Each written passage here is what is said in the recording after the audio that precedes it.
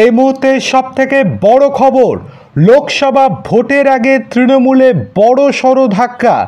তৃণমূলে এবার বড় ভাঙন। তৃণমূল ছাড়লেন তৃণমূলের মুখপাত্র। লোকসভা ভোটের আগেই তৃণমূলে ধাক্কা। দলীয় মুখপাত্রর পদ ছেড়ে বিস্ফোরক মন্তব্য করলেন দলেরই মুখপাত্র।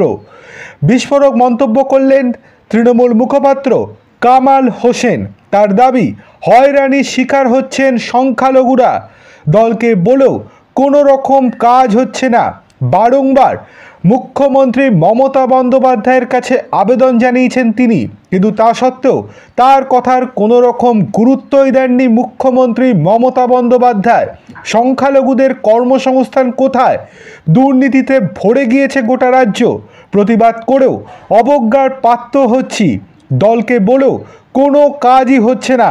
আমি 3 জনকে জানিয়েছি, মুখ্যমন্ত্রীকেও জানিয়েছি, কিন্তু তারা আমার কথার কোনো রকম গুরুত্বই দেননি কখনো। সেই জন্যই অবশেষে আমি দল ছাড়তে বাধ্য হলাম। এই রকমই মন্তব্য করেছেন তৃণমূলের মুখপাত্র কামাল হোসেন।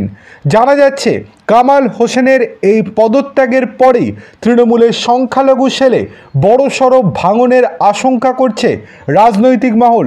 কেননা একটা গার্ড বন্ধনের কাজ করতেন এই কামাল হোসেন, কিন্তু কামাল হোসেন এবার সরে যাওয়ার পরই লোকসভা ভোটের আগে সংখ্যালঘু ভোট এবার আদৌ তৃণমূলে কতটা পড়বে সেই নিয়ে সন্দেহ প্রকাশ করতে শুরু করে দিয়েছে রাজনৈতিক মহলের একাংশ।